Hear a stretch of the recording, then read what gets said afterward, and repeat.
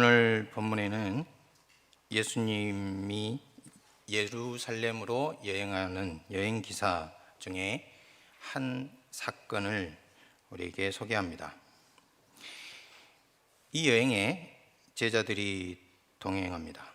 갈릴리에서부터 따르던 사람들이 함께 가고 많은 여인들이 자기 소유로 섬겼습니다. 예루살렘에 가까웠을 즈음에 예수님이 한 마을로 들어가셨는데 한 여인이 예수님과 예수님 일행을 초대합니다. 마르다입니다.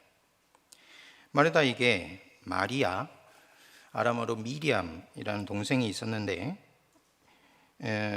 마르다는 극진히 섬기고 마리아는 극진히 듣습니다. 그런데 주님은 마르다에게 마리아가 좋은 편을 택했다고 말합니다.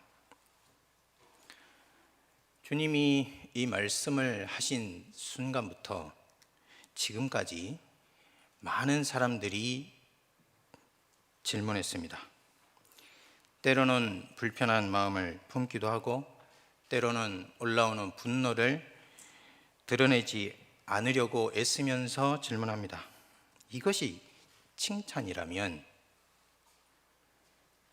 이것이 주님이 하신 칭찬이라면 이상하지 않은가? 주님이 어떻게 자기 형제만 일하게 놔두는 사람을 칭찬할 수 있는가? 주님은 물질적 섬김은 하찮게 여기고 영적인 일만 중요하게 생각하시는가? 이러한 질문을 2000년 동안 해온 것입니다. 이러한 질문은 누가복음 16장에 불의한 청지기를 주님이 칭찬하시거든요. 그렇게 칭찬하실 때 느끼는 꺼리낌과 같습니다. 하지만 우리는 우리의 눈으로 우리 시대의 정신을 우리 눈으로 이 본문을 보거나 또는 우리 시대의 정신으로 이 본문에 투영해서 보지 않는 것이, 그리고 그때 무슨 일이 일어났는지 살펴보는 것이 먼저입니다. 마음을 가라앉히고 본문의 소리를 들어야 합니다. 그래야만 본문이 무슨 말을 하는지 들을 수가 있습니다. 이때 두 가지 질문이 필요합니다. 첫 번째는 마르다와 마리아의 행동이 도대체 무엇인가? 두 번째, 주님은 마리아의 경청을 왜 그렇게 높이 평가하셨는가? 오늘 이 시간에 성령께서 우리 마음을 열어주시고 주님의 말씀을 보여주시며 주님의 뜻을 깨닫게 하셔서 우리의 생각과 삶에 큰 변화를 주시고 큰 실천을 주시기를 간절히 바랍니다. 세 가지 꼭지로 하겠는데요. 첫 번째는 가장 좋은 분깃, 두 번째는 가장 낯선 준비, 세 번째는 가장 참된 백성으로 하겠습니다. 시간이 부족하면 중간에 끊겠어요. 첫 번째, 가장 좋은 분깃입니다. 우선 마르다와 마리아의 행동을 살펴보겠습니다. 누가복음 10장 38절을 보면요,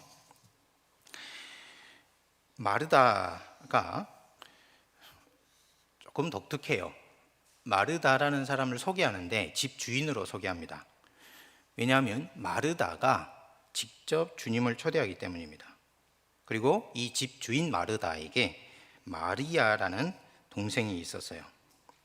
자, 그래서 마르다와 마리아가 주님을 대접합니다. 보통 사람들은 마르다만 손님을 분주하게 대접하고 마리아는 주님 발 곁에 앉아서 주의 말씀을 듣는 것으로 생각합니다. 그리고 여기서부터 근대 그리고 현대의 온갖 일그러진 해석이 나옵니다. 그 해석 중에 몇 가지를 소개해보면 이렇습니다. 누가는 여성 평등권을 옹호한다, 이 본문에서 이렇게 주장합니다. 마리아는 억압받는 기독교 여성 직분자들을 가리킨다, 그렇게 해석하기도 해요. 그런데 똑같은 본문을 읽으면서 여성은 수동적으로 조용히 들어야 한다라는 주장의 근거로 삼는 사람도 있습니다. 지금으로부터 약 120년 전에 튜빙엔 학파에서는 마르다는 율법주의적인 기독교를, 마리아는 율법 없는 바울적 기독교를 대변한다고 말하기도 했습니다. 하지만 이러한 것들은 단순한 본문의 교역적이고 논쟁적인 해석을 부당하게 덧씌우는 일입니다. 여기서 먼저 짚고 넘어가야 될 것이 있어 보입니다. 어떤 질문입니까? 과연 마르다만 일하고 마리아는 섬김은 제쳐두고 우리 주님의 발 앞에 앉아서 말씀만 들었을까 하는 질문입니다. 본문을 보십시오. 오늘 본문을 우리가 읽을 때 주님만 그 집에 초대받은 것처럼 이렇게 나오지만은, 그렇게 생각할 수도 있지만은, 사실은 거기에 제자들과 갈릴리에서 온 여행단이 함께 있었습니다. 만일 그렇지 않았다면 주님이 제자들과 일행은 두고 자신만 식사 초대에 응했다는 말이 되고요, 마르다 자매도 주님만 대접했다는 말이 되는데, 주님 혼자 초대를 받았는데 두 사람이 분주할 만큼 준비를 했다면 이것은 굉장히 어색한 일입니다. 하지만 본문을 보십시오. 정확하게 반대로 말합니다. 여러분, 누가복음 10장 38절 초반절 한번 보십시오. 누가 갔다고 그럽니까? 그들이 갈 때에 그렇습니다. 그들이 갈 때. 이것은요, 전문 용어로 여행 기사 표시입니다. 누가복음 9장 51절부터 누가복음 19장 28절까지 갈릴리 사역을 마치신 예수님이 예루살렘으로 진군하는 기사를 이렇게 블록으로 이제 말하는데, 중간중간에 예수님이 지금 여행하고 있다는 표시를 하고 있어요. 누가복음 10장 38절도 그렇고 누가복음 13장 22절도 마찬가지고 이렇게 여행을 하고 있다는 표시를 하는데, 지금 누가 가고 있고 누가 지금 마리아와 마르다가 사는 곳에 도착한 것입니까? 그들이에요. 그들. 주님과 제자들과 일행, 그 여행단이 전부 다 도착을 한 것이죠. 그러니까 주님은 제자들과 일행과 더불어서 그 집에 간 것입니다. 그런데 연회에 이렇게 초대를 받아서 연회가 이루어졌는데, 그 연회가 단순하게 이 사건만 있었던 것이 아니고, 연회에 초대받으면 영접을 하고 소개를 하고 자리에 앉고 대화를 하고 다른 음식을 더 가져오고, 이렇게 여러 사건이 있는데 그 중에 주님과 마르다 마리아가 대화하는 장면만 탁 포착을 하고 그것을 줌인해서 지금 이 기사에 실은 것이죠. 그러면 한 단계 더 깊은 질문으로 들어갈 수 있어요. 그러면 과연 주님과 함께 갔던 제자들, 그 마르다와 마리아 집에 갔던 제자들이나 다른 여인들은 아무 일도 하지 않고 가만히 있었을까요? 그럴 리가 없습니다. 제자들도 여인들도 모두 함께 잔치를 준비했을 것입니다. 그리고 준비가 다 되었어요. 그리고 난 다음에 다 준비되니까 여러분, 로마 식사하는 방식대로, 연회 방식대로 다 자리를 잡고 누웠을 것입니다. 이것이 본문을 읽을 때 먼저 고려해야 할 점입니다.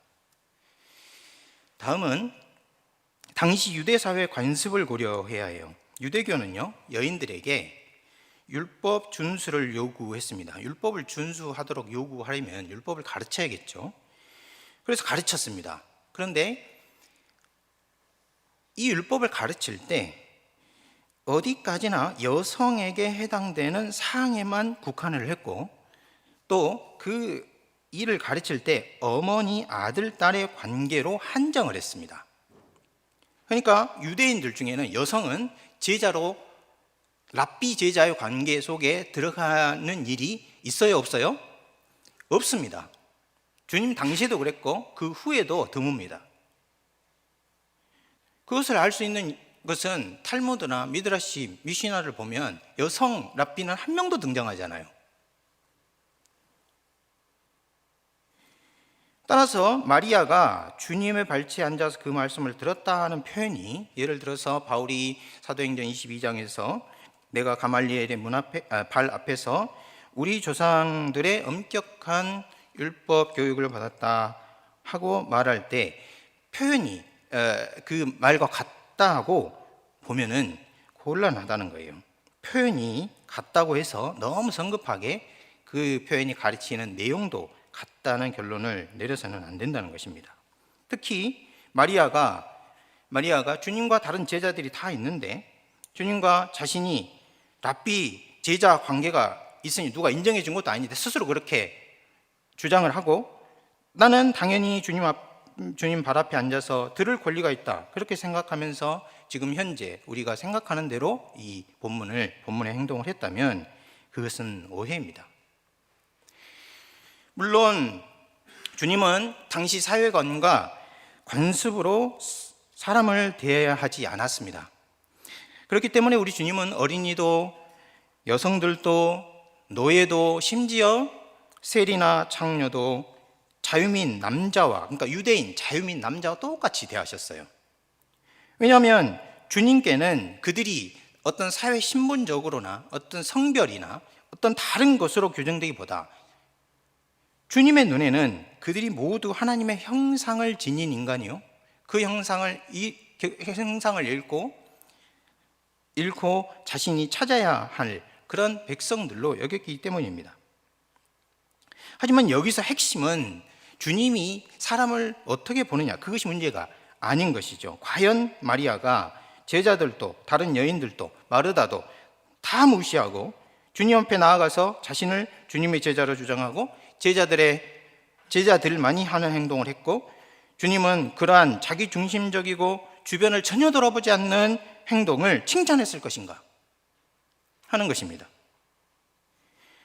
만일 우리가 이 질문에 그렇지 않았을 거야 하고 대답을 한다면 본문을 다시 읽어야 하는 거예요. 마리아가 그러면 한 행동은 어떤 것이었을까요? 마리아는 주님의 발 앞에 앉아 말씀을 들었는데 그것은 충분히 의무를 다한 후였습니다. 제자들도 여인들도 다 자기 자리에 누웠을 때 연회가 시작되었을 때입니다. 이 점은 마르다의 요청을 잠시 살펴본 후에 다시 돌아오겠습니다. 10장 40절에 마르다의 요청이 나오는데요. 마르다의 요청이 무엇입니까? 다 같이 한번 읽어볼까요? 마르다는 시작.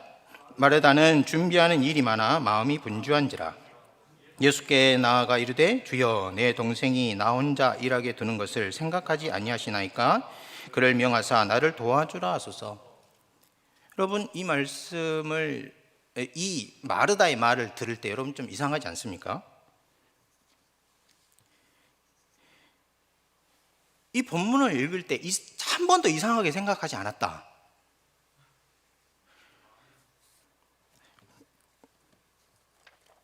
이상해요. 한번 생각해 보십시오. 여러분, 마르다가, 한번 제가 이런 질문 해볼게요. 마르다가 왜 이 말을 마리아에게 직접 하지 않을까요? 자기 동생인데.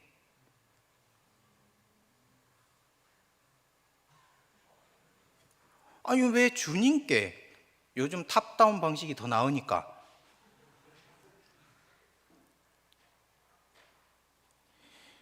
여러분, 만일에 마리아가요, 동생이죠, 섬김은 도이시한 채 처음부터 주님 발 앞에 앉아 있었다면은 마르다는 마리아에게 직접 말했을 거예요. 그것도 책망조로 말을 했을 것입니다.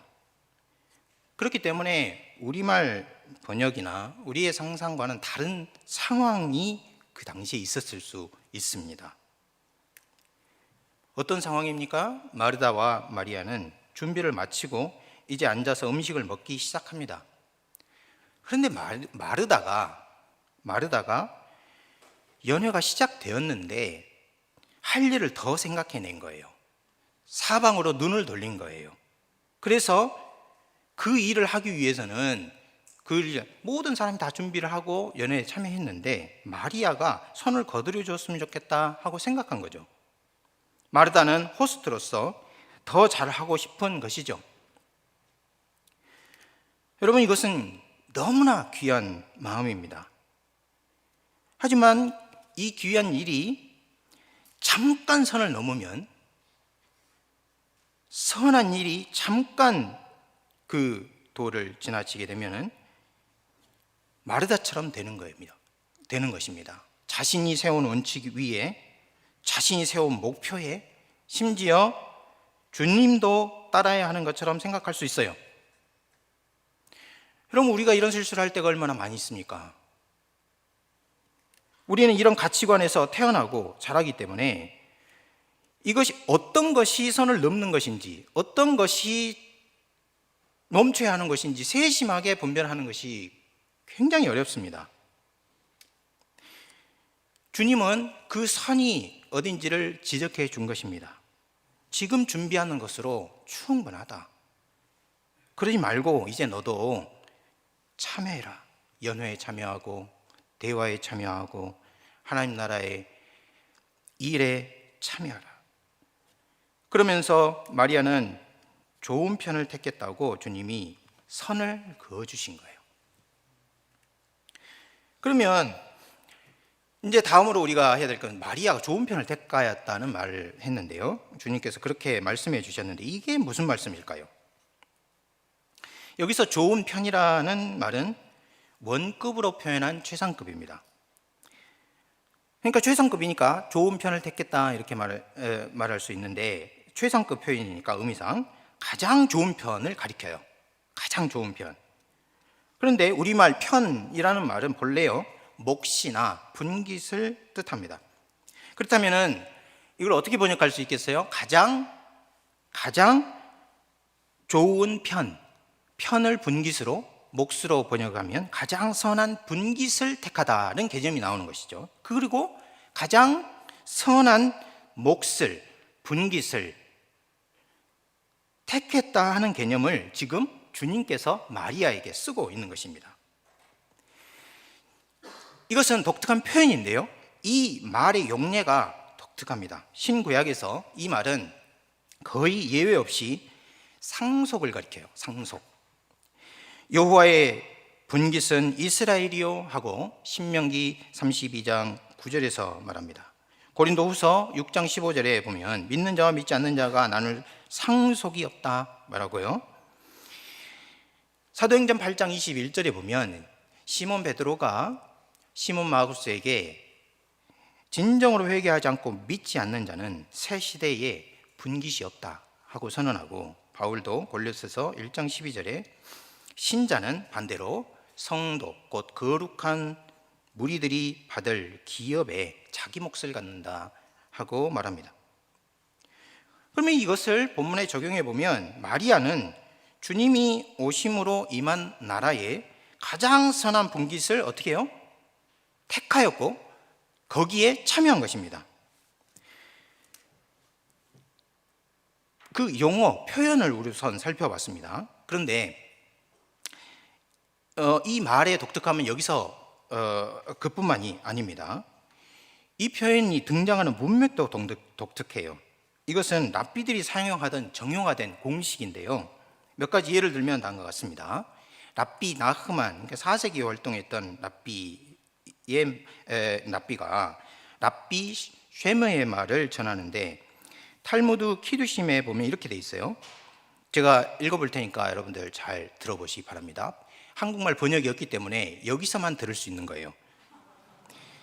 고아들이 자신들의 아버지 재산을 나누려 할 때, 고아들이죠, 그러면 어떻게 하는가? 법정이 후견인을 세운다. 그러면 그 후견인들이 무엇을 하는가? 들어보세요. 그들이 그 고아들 각자에게 가장 좋은 분깃을 택한다. 그렇게 말하고 있어요. 그러니까 여기서는 물질적인 상속을 말하고 있다고 볼 수 있죠. 그러나 여기에 그치지 않습니다. 물질적인 상속뿐만 아니라 영적인 상속을 말하는 랍비들도 있어요. AD 70년경, 그러니까 1세기에 살았던 랍비인데요, 학가나의 아들 랍비 느고냐가 그러니까 율법을 배우고 나서 그날 일과를 마치고 떠날 때 이런 기도를 합니다. 탈무드 베라카 28편에 보면은 여호와 나의 하나님이여 내가 주께 감사하나이다.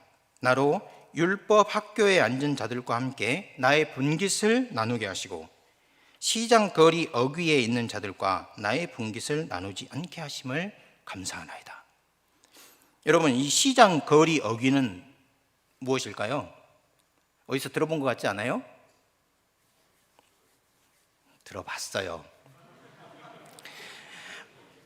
마태복음 6장 5절에 보면은 바리새인들과 종교 지도자들이 기도할 때, 구제할 때 다른 사람에게 보이려고 시장 어귀에 서서 구제를 하고 길게 기도하고 하는 것입니다. 무엇입니까? 그 사회 지도층이 대다수가 선호하는 자리예요. 그런데 율법 학교, 다시 말해 아무도 율법을 진지하게 배우는 그 자리에는 오지 않는데 내가 그 자리에서 있는 사람들과 함께 분깃을 나눈다 하는 것을 즐거워하는 것입니다. 진정한 랍비인 것이죠. 또요, 팔레스타인 탈무드, 그러니까 바벨론은 두 개가 있죠. 바빌로니아 탈무드가 있고 팔레스타인 탈무드가 있는데 여기도요 이렇게 말합니다. 여호와 나의 하나님이여 내가 주께 감사하나이다. 주께서 내가 극장과 서커스에 앉은 자들과 나의 본깃을 주지 않으심을 감사하나이다. 여러분 보십시오. 극장과 서커스는 누가 하는 것입니까? 일반 사람들이 가고 싶어 하는 것이에요. 자기의 즐거움을 위해서, 자기의 투기를 위해서 가는 것이에요. 그러니까 여기 선한 분깃을 택하다는 말이 상속 개념인데 특별히 물질적인 영적인 상속 개념과 연결되어 있다는 것을 확인할 수 있습니다. 주목할 점은 이거예요. 이런 말을 하는 사람들은요 모두 약자의 처지에 있는 사람들입니다. 약자의 처지에서 그 사람들 처지에 있는 사람들이 한 신앙 고백 같은 말이에요. 이 표현은 그러니까 세상이 추구하는 것이 아니라 보이지 않는 재산을 가리키고 있다는 점이죠. 그런 점에서 배경이 독특한 것입니다. 그렇다면 본문으로 다시 돌아와서요. 주님이 마리아는 가장 좋은 것, 가장 선한 것을 택했다 하고 말한 것은 무엇일까요? 마리아가 택한 가장 선한 것은 다른 사람들이 선한 것이나 좋은 것으로 여기지 않는 것일 수 있었다는 겁니다. 마리아는 마르다가 추구한 완벽하고 후한 후견인. 지금 예수님이 예루살렘에 올라가시면 이런 후견인들의 더 좋은 평가와 좋은 관계가 이루어질 수 있는데 그 자리를 포기한 거예요. 그런 사람들이 받을 칭찬이나 지위도 바라지 않았습니다. 또 다른 여자들과 같이 평안히 식사를 하고 수다를 떨면서 생기는 그 여성 특유의 위로와 에너지, 이런 것도 택하지 않았어요. 마리아는 제자들의 눈총과 마르다의 불평과 다른 여자들의 의혹을 받으면서 주님 곁에 있는 것을 자기에게 가장 좋은 분깃으로 택한 것입니다. 왜 그랬습니까? 거기에 주님의 말씀이 있기 때문입니다. 거기에 우리 주님의 말씀이 있었기 때문이에요. 그러면 이제 우리가 다음으로 질문해야 될 것은 이것입니다. 그러면 마리아가 주님 발 곁에 앉아서 들은 말씀이 도대체 무슨 말씀이었을까? 왜 주님은 마리아가 그것을 경청했을 때 그 경청을 그렇게 높이 평가하셨을까? 마리아가 들은 것은 무엇이었으며 들은 것을 어떻게 받아들였고 주님이 마리아의 그 행동을 얼마나 귀하게 여기셨는지 알아보는 것입니다. 주님이요 마리아의 행동을 얼마나 귀하게 여기셨는지 보여주는 사건이 있어요. 그것이 베다니 시몬의 집에서 일어난 향유 사건입니다. 그래서 이제 첫 번째 꼭지를 마치고 두 번째 꼭지로 가겠습니다. 가장 낯선 준비입니다. 자, 지금은 예루살렘으로 가고 있는 중입니다. 여리고를 떠나서 여리고에서 예루살렘까지 얼마 되지 않거든요. 그런데 예루살렘에서 정말 이제 가까운 베단이라는 곳에 도착했습니다. 시몬이라는 사람이 또 초대를 합니다. 이때 마리아가 예수님의 머리와 발에 향유를 붓고 자기 머리카락으로 닦아냅니다. 그 결과 그 집에 향유 냄새가 가득하게 되었어요. 가롯 유다는 마리아의 행동을 정말 참을 수 없는 낭비라고 생각했고요. 가룟 유다뿐만 아니라 제자들 또 어떤 사람들도 합세해서 마리아를 괴롭게 했습니다. 그런데 우리 주님은 또 이상하게 마리아 편을 씁니다. 요한복음 한번 볼까요? 요한복음 12장 7절입니다. 여러분 누가복음 10장을 표시를 해두고요. 요한복음 12장 7절을 보시면 요한복음 12장 7절 함께 읽어보겠습니다. 예수께서 이르시되 시작.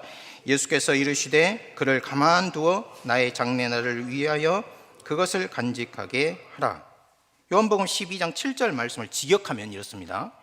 마리아를 내버려 두어라. 나의 장래날을 위해 마리아가 향유 바르는 일을 지킬 수 있도록.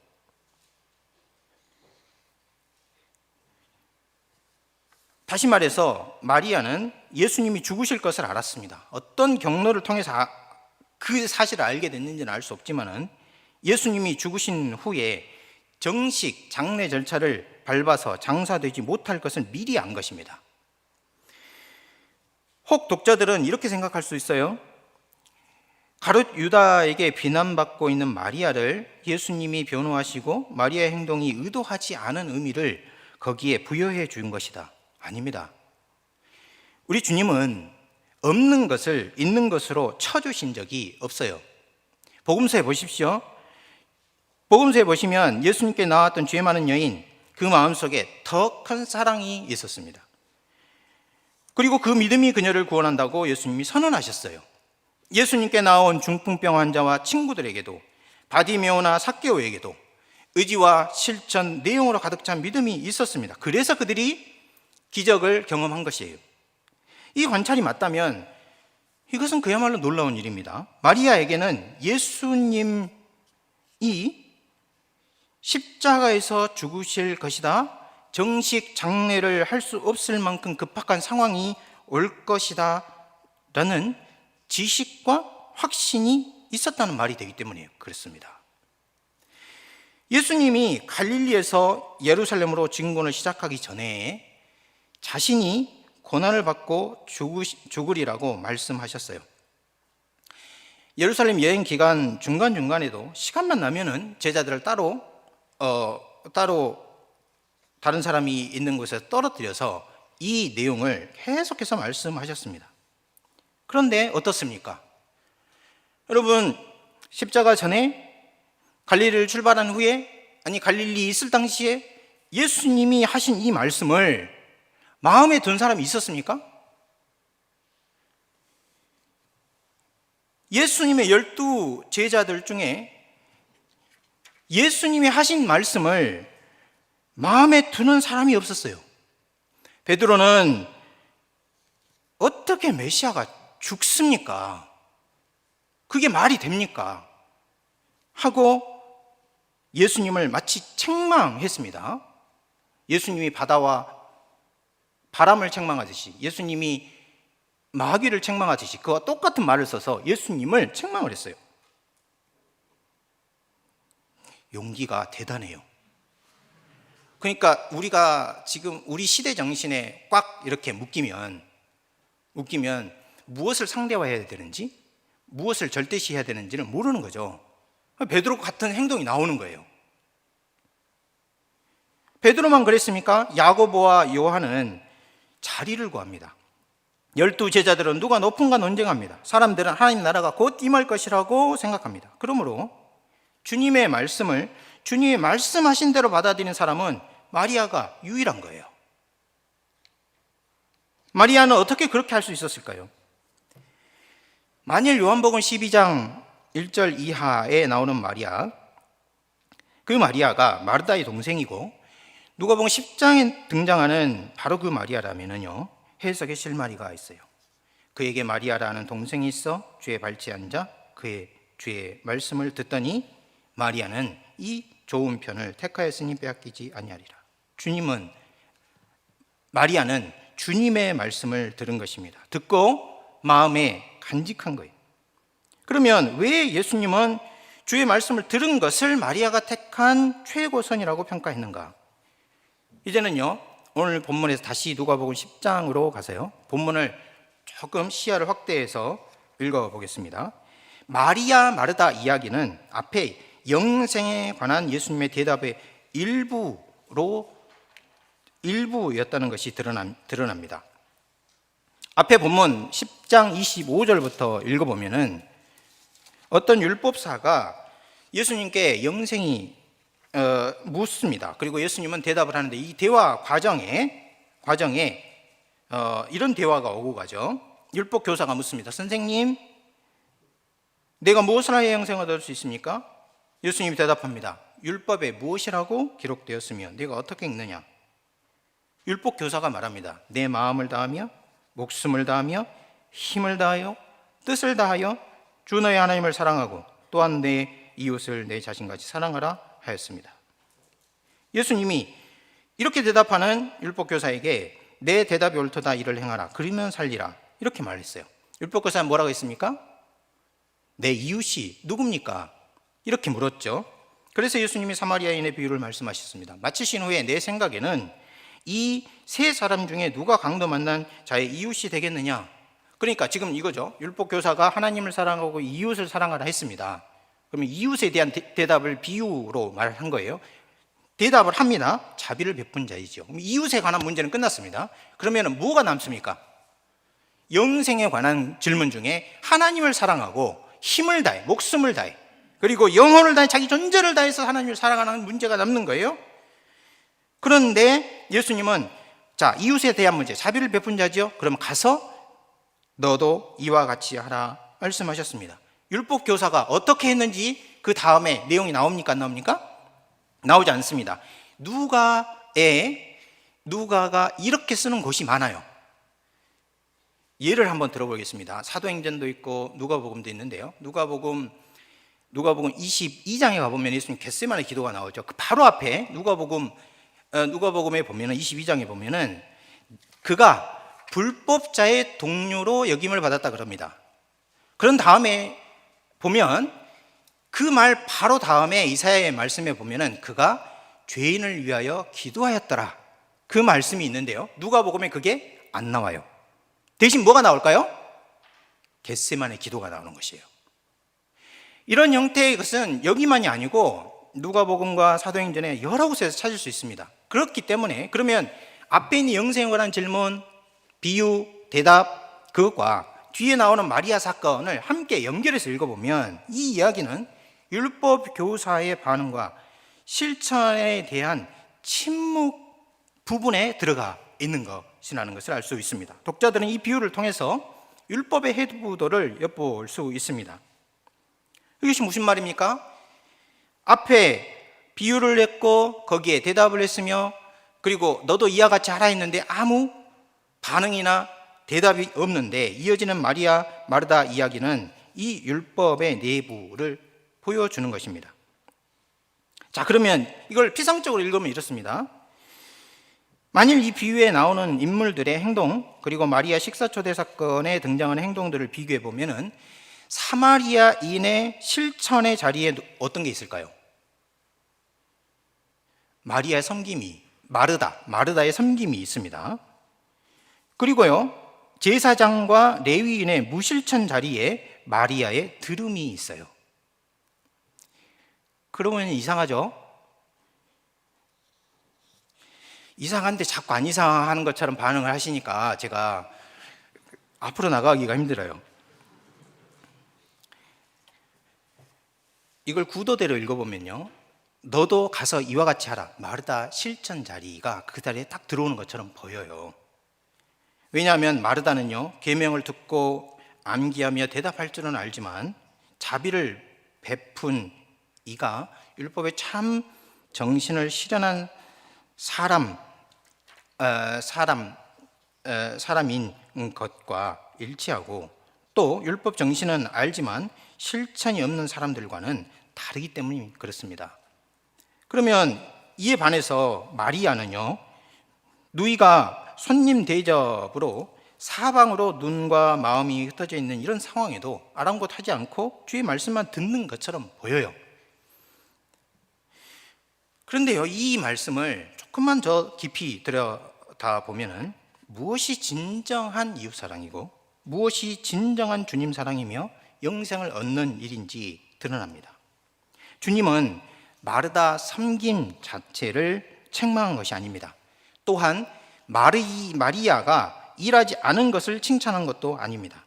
마르다가 불평이 생긴 것은 자기 생각과 자신이 살아가는 사회의 기준으로 주님을 섬기는 것을 절대시하고 그 목표를 이루기 위해서 목표를 이루기에 자신의 손발이 부족했기 때문이죠. 그런데 마리아가 손을 더하면 이룰 수 있는데 그렇게 하지 않았기 때문에 불만이 커진 것입니다. 이에 대해서 주님은 몇 가지만 하든지 한 가지만이라도 족하다, 그렇게 말씀하신 것입니다. 이런 상황에서 마리아는 주님의 발 앞에 앉아 그의 말씀을 들었다, 그렇게 말해요. 여러분, 한번 상상을 해보십시오. 지금은 예수님께서 변화산 사건에서 내가 예루살렘에서 이루어질 별세, 문자적으로 번역하면 출애굽, 그 일을 말씀하셨고 또 제자들에게 보여주신 후에 9장 51절을 보면 이제 진군을 합니다. 예루살렘으로. 중간중간에 긴 제자들을 가르치는 장면이 나오고 그 일이 끝나면 예루살렘 사역이 시작되어 거기서 고난받고 돌아가셔요. 자, 그 중간중간에 아까 제가 초대에 말씀드린 것처럼 제자들에게 무슨 말씀을 하실까요? 연회가 베풀어지거나 아니면 비밀스러운 자리가 마련되거나 아니면 대화 자리가 있으면 무슨 말씀을 계속 하실까요? 우리 주님이 무슨 말씀을 하셨는가? 앞에 내용을 살펴보면 예수님은 이미 2번이나 순환 예고를 하셨어요. 나아가서 영생에 관한 질문을 바로 직전에 받으셨어요. 그러면 사마리아인의 비유로 그 영생에 관한 질문을 받으신 후에 율법의 심층부를 보여주셨죠. 예수님은 이때 마리아와 대화에서 무슨 이야기를 하셨을까요? 예수님은 마리아에게 아마도 자신의 죽음과 영생의 관계를 설명하셨을 것입니다. 마리아는 이 말을요, 영혼을 다해서 듣습니다. 마리아의 영혼에는 주님의 말씀이 너무나 절대적이어서 내가 십자가에 죽는다, 메시아가 십자가에 죽는다 하는 이 말이 너무나 절대적이어서 메시아가 죽는다는 말씀이 사실로 다가와요. 당시 유대주의 신학과 전통에 따르면 이런 일은 유대인의 메시아가 십자가에 죽는다 하는 것은 아예 생각도 못하는 일입니다. 이런 일은 결코 있을 수가 없어요. 하지만 마리아에게는 주님의 말씀이 실제와 사실로 다가온 것입니다. 예수님께서 갈릴리에서 예루살렘으로 여행을 결심하시고 도착하기까지 몇 개월 동안 사람들의 가슴 속에는 유대인의 대망과 기대가 증폭된 반면 마리아의 영혼 속에는 예수님의 메시아적 죽음이 깊이 자리 잡고 있었던 거예요. 그 증거가 무엇입니까? 그 증거가 바로 요한복음 12장에 나오는 향유 사건인 거예요. 그래서 예수님 말씀하십니다. 마리아가 자신의 장례를 미리 내다보고 정식 장례 절차를 미리 실천했다고 말합니다. 그리고 마가복음, 마태복음, 요한복음에 보면 온천하 어디서든지 복음이 전해지는 곳에는 마리아가 한 일도 전파되리라고 말해요. 여러분, 이것은 굉장한 일입니다. 이렇게 본다면 마리아는 십자가와 부활 전에 예수님의 말씀을 실제적으로 받아들인 유일한 사람입니다. 따라서 마리아는 당시 예수님이 이루시는 구속사를 진정으로 이해한 유일한 사람입니다. 따라서 마리아는 그리스도의 십자가를 이해한 유일한 제자였고, 따라서 마리아는 메시아적 죽음과 부활을 받아들이면서도 주님에 대한 변치 않는 사랑을 저버리지 않는 유일한 유대인이었던 거예요. 여기에 율법의 첫 계명과 둘째 계명이 하나로 통합된 사랑이 드러나는 것입니다. 주님은 이것을 최고의 선으로, 최고의 좋은 일로 그렇게 평가를 하신 것입니다. 마가복음 14장 5절 9절에 보면 이렇게 말하고 있어요. 그가 내게 좋은 일을 하였느니라. 그가 내게 좋은 일을 하였다. 선한 일을 하였다. 여러분, 무엇이 선한 일입니까? 무엇이 좋은 일입니까? 그것은요, 선한 주님과 관계된 일, 선한 주님을 섬기는 일과 관련된 일, 선한 주님이 명령하신 일, 선한 주님이 계획하시고 관심 있어 하시고 그리고 이루어 가신 일입니다. 무엇이 가장 선한 것입니까? 주님을 왕의 왕 주로 섬기는 일입니다. 무엇이 최고 선입니까? 주님의 말씀을 절대적으로 여기는 거예요. 절대적으로. 내 생각이나 연구나 이론보다도, 내가 속한 사회나 시대의 정신보다도, 온 천하가 인정하지 않고 반대한다 해도, 내 본성마저 부인한다 해도 주의 말씀이 진리라고 인정하고 받아들이는 그 일이 인간이 발견할 수 있는 최고선인 거예요. 이것이 오늘 났다가 내일 죽는 하루살이와 같은 인생, 이것이 아침에 잠시 있다가 사라지는 우리와 같은 인생에 나에게도, 내 이웃에게도, 내 사회에게도, 내 국가에게도 가장 선한 일이고 가장 최고의 선이 되는 것입니다.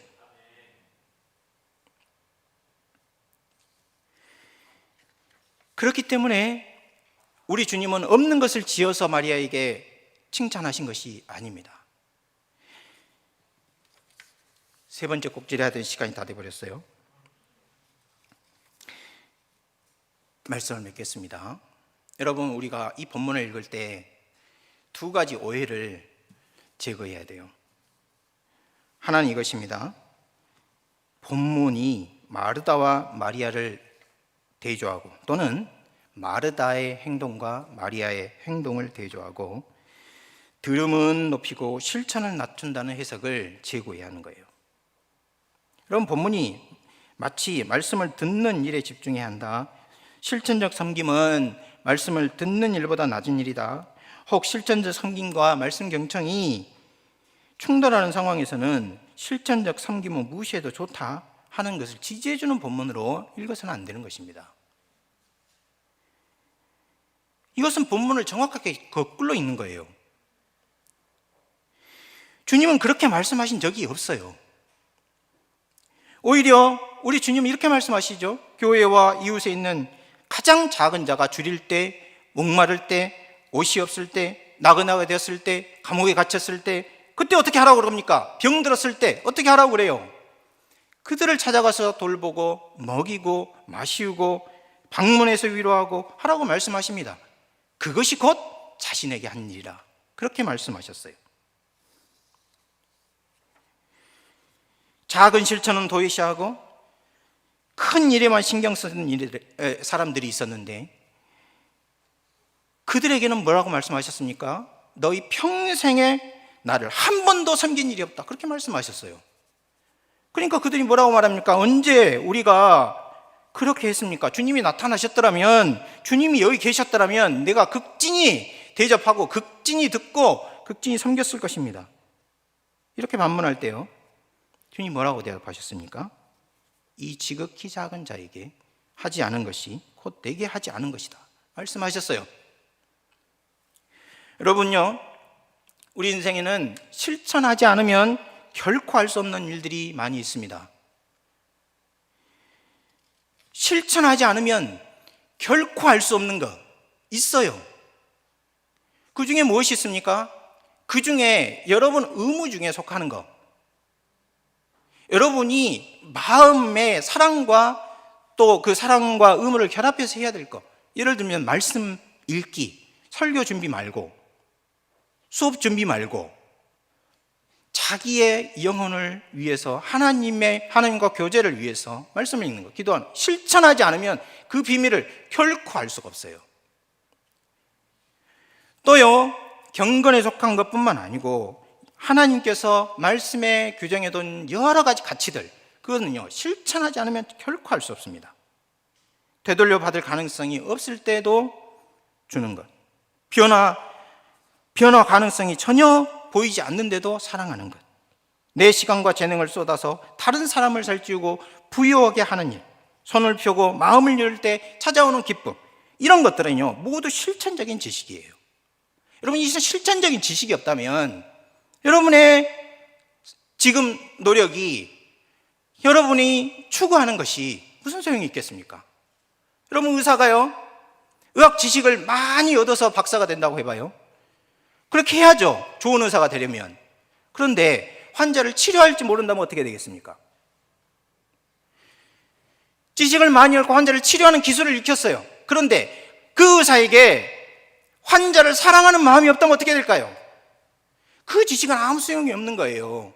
그러니까 의사가 되기 위해서는 지식도 익혀야 되고 거기에 필요한 실천적인 일도 익혀야 되고 동시에 정신도 익혀야 되는 거예요. 이게 다 통합이 돼서 하나가 돼야 되는 것이에요. 특별히 합신 사람들은 이런 실천이 부족하다는 말을 들어요.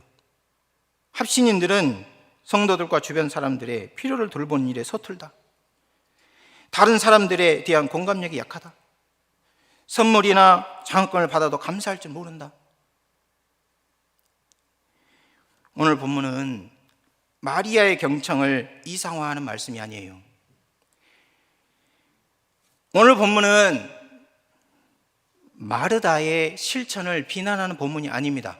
그러므로 우리는 마르다도 배워야 되고 마리아도 배워야 됩니다. 우리 합신인들은 특별히 실천에 힘써야 돼요.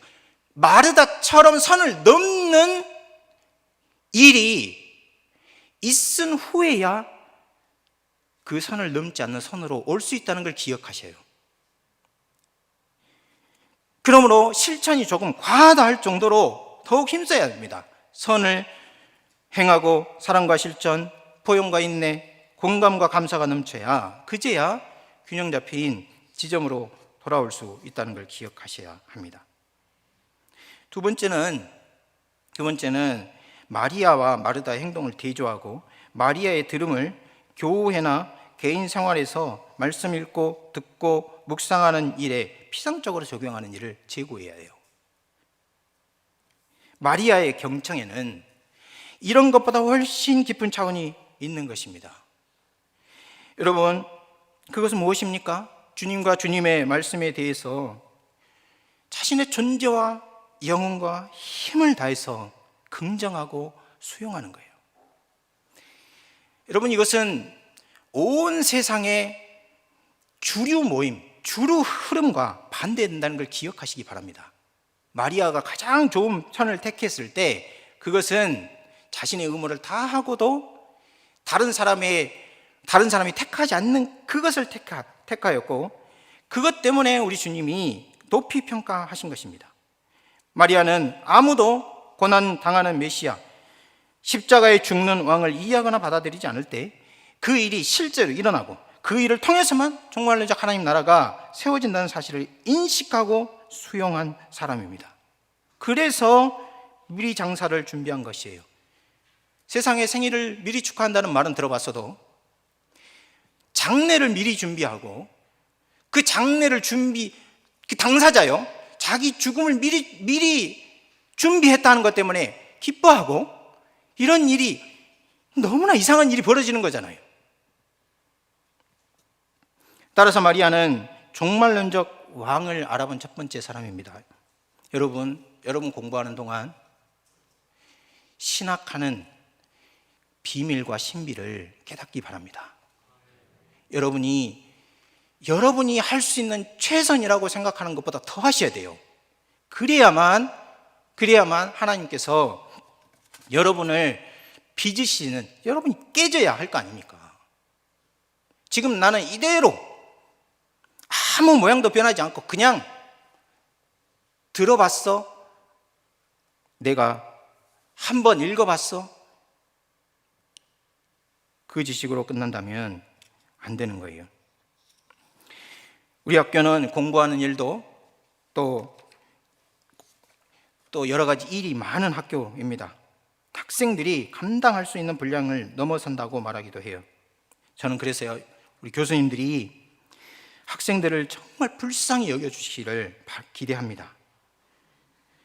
우리 교수님들이 학생들을 정말 불쌍히 여겨주시고 여러분에게 가르칠 때도 또 숙제를 낼 때도 교육 목표를 세울 때도 그렇게 하기를 바라요. 하지만 저는요, 여러분들이 이런 요구를 하는 날이 오기를 진심으로 바랍니다. 교수님, 아니 이 정도로 되겠습니까? 아니 이 정도 해가지고 어떻게 목회자가 됩니까? 이런 것은요, 제가 조금만 노력하면 할 수 있어요. 더 내주십시오. 교수님이 생각하실 때 교육 목표를 이룰 수 있다면 그 목적을 이루기에 충분한 양을 내주십시오.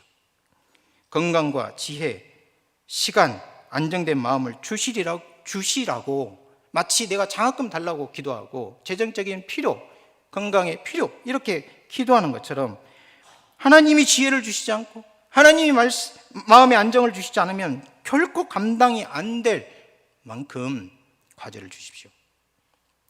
제가 여기서 하나님 의지하는 비밀, 제가 여기서 하나님이 도우시는 비밀, 경제적인 도움이나 지적인 영적인 부족함을 채우시는 하나님에 대한 내적인 증거를 가지고 나가겠습니다.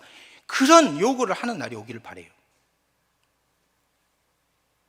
그래서 마리아처럼 시대를 뛰어넘는 행동과 실천을 하고 그 마음과 일을 주님이 영원히 기억해 주시는 일이 우리에게 일어나기를 간절히 바랍니다. 함께 기도하겠습니다. 살아계신 하나님 아버지, 주님은 크고 두려우신 분이시오. 우리의 인생을 처음부터 끝까지 아시는 분이시며 우리에게 무엇이 필요한지 아시는 분이십니다. 하나님 아버지, 우리 마음에 열의를 일으켜 주셔서 하나님 말씀을 아는 신비를 알게 하여 주옵소서.